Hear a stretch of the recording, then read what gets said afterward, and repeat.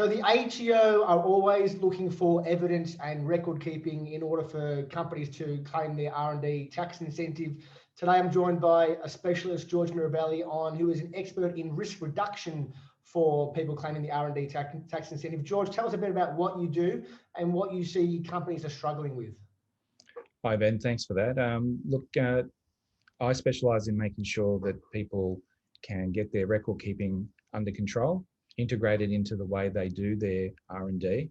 That way they can reduce the risk of missing elements of the documentation that needs to be kept, and also make it repeatable so that they can make sure that their documentation is happening automatically each year, and they can sleep well at night. That's the basic crux of it.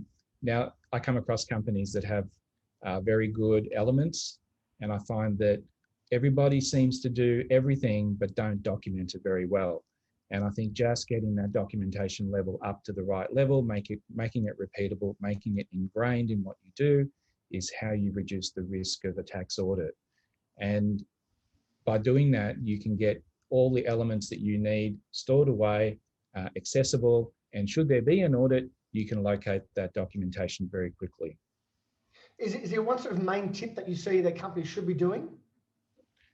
The main tip is to make it integrated into what you're doing every day, so that when your researchers or developers are doing their work, they're automatically creating those records without actually thinking about it.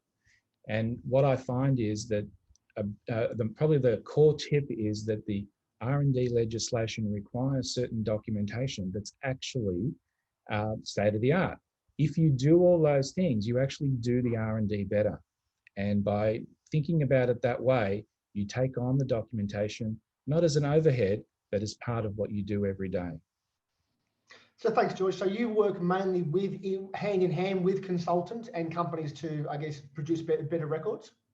Exactly. I take on board what the tax consultants need, what the legislation requires, and make sure that I look at the processes that the business is currently doing and go through and integrate in the additional record keeping if there's anything added that needs to be added, and just formalize the thinking behind the records so that they can just naturally produce the records as part of their day-to-day. Awesome. Thanks for your time, George. Thanks, Ben. Take care.